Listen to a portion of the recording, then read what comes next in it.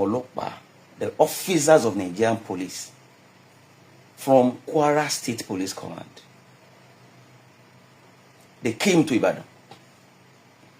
Wọ́n kò ṣe pé wọ́n wá Ìbàdàn láti wá ṣeré o. Order of court. On a basis tán fi wá sí Ìbàdàn.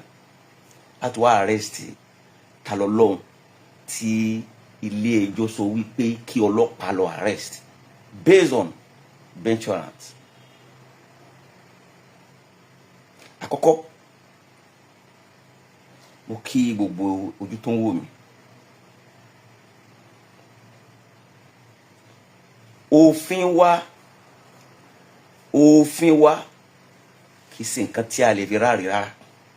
Lórúkọ ẹ̀sìn, lórúkọ àṣà, lórúkọ òṣèlú, òfin wa kì í ṣe nǹkan tí a lè fi ráre.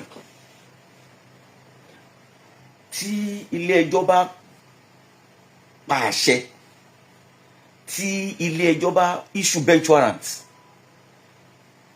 kò sí commissioner of police tó ní agbára àti tako àti mọ́ jẹ́ kí àṣẹ yẹn kó di mọ́sẹ̀.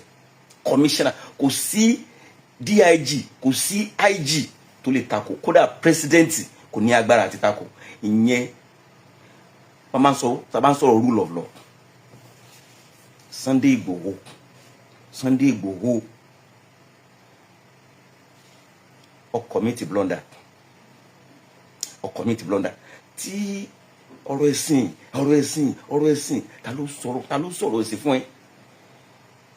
Alábòsí ni ẹ́, ta ló sọ̀rọ̀ ẹ̀sìn? Ọ̀rọ̀ ẹ̀sìn kí ló ń jẹ́ ọ̀rọ̀ ẹ̀sìn? Sáwọn ọlọ́pàá tó wá síbẹ̀ yẹn, sí ẹ̀sìn náà bá wá síbẹ̀ yẹn.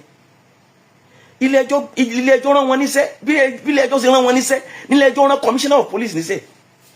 And let me tell you, any commissioner of police tí Sunday Igboho máa pè, tí kò ní lo òfin, tí kò ní lo professionalism ẹ̀, tí a máa gbọ̀n jẹ̀jẹ̀, irú commissioner yẹn ò ní làákàyè, ó yẹ kan yọ kúrò ni.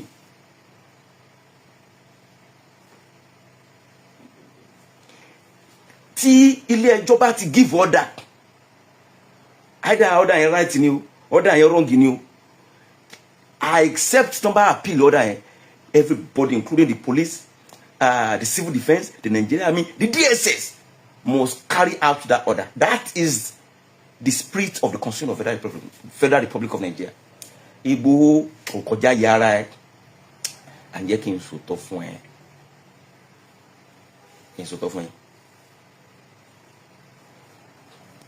Ta ló lóhùn fọwọ́ ara rẹ̀ gbé lọ sí kóòtù nílọrin, ìwọ àtàmọ̀tẹ́kùn ẹ̀. Wàláì tàláì, wàláì, mo wà nínú èèyàn tó nífẹ̀ẹ́ púpọ̀. Mo wà nínú èèyàn tó nífẹ̀ẹ́ dáadáa. Mo wà nínú èèyàn tó nífẹ̀ẹ́.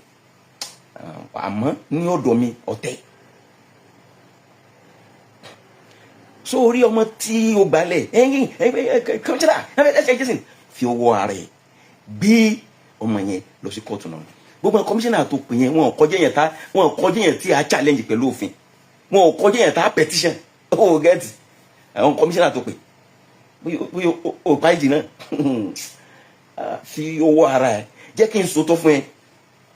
Sórí bó ṣe wà yìí, ó ní criminal allegation lọ́rùn tó pọ̀.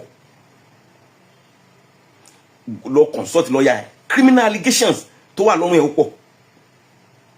Kò dẹ̀ sí president kò lè sọ pé òun clear bóun yìí raise criminal allegation lọ́rùn ẹ̀ tí wọ́n ti gbé dé court rí. Number one yẹn. Ó ní criminal allegations, a lot of criminal allegations lọ́rùn tó pọ̀. Number one yẹn. Number two, torí irú ẹkùn tó ń gbé káàkiri yẹn, illegality absolutely ní irú ẹkùn. Tó bá yẹ kẹ́ torí pé presidency ó fún mi ní go ahead, presidency fún mi ní go ahead kó lọ mọ commit illegality. Gbogbo àwọn pump action guns tẹ́ ń gbé káàkiri yẹn, ta ló fún yín ní audacity láti máa gbèrú bàbá yẹn káàkiri? All in the pretense of fighting for kidnapping, banditry. Oh, ṣé banditry ló lọ jà níbi tó lọ yẹn? Banditry ló lọ face níbi tó lọ yẹn. O kàn fẹ́ fi irú ẹkùn ẹ̀, o fẹ́ fi banditry bójú, kó wá máa lo irú ẹkùn láti máa fi commit atrocities. Kàmí. sórí irú ẹkùn yẹn illegality absolutely. And tó bá rò pé president Tinubu sórí ìwọ gangan ìbò mélòó ló ní? President ni ìwọ gangan ìbò mélòó ló ní? Gbogbo àwọn tó tẹ̀lé ìbò mélòó lẹ́ni? Ẹ lè gbé president Tinubu wọlé ní South West. Ṣé ẹ̀yin lè gbé president Tinubu wọlé ní South West? Tinubu ní ìdìbò ń wá bò káàkiri ni. Tinubu ò ní sọ fún ọ wípé torí pé o ìwọ ni ó deliver gbogbo South West fún wọn ó yá lọ máa commit atrocities o no kò sí tó jọ. Sórí irú ẹkùn yẹn ní ìbọn tẹ́ ń gbé káàkiri yẹn is a káàkiri in the name of under the pretense pé ẹ̀ ń lé banditry is a big threat to us. We don't want to see it again from today. We don't want to see it again. Tẹ́ bá máa operate at all. Ẹ gbọ́dọ̀ operate strictly under the police or under the DSS. Tí wọ́n máa monitor yín. Ìgbà tí wọ́n máa fìbọn ilé yín lọ́wọ́. Ìgbà tí wọ́n bá gbà lọ́wọ́ yín bó ṣe gbọ́dọ̀ rí nu. Ẹ fẹ́ sọ̀rọ̀ ẹkùn the terrorist group. Sunday Igboho ìró ẹkùn ta lọ́lọ́run.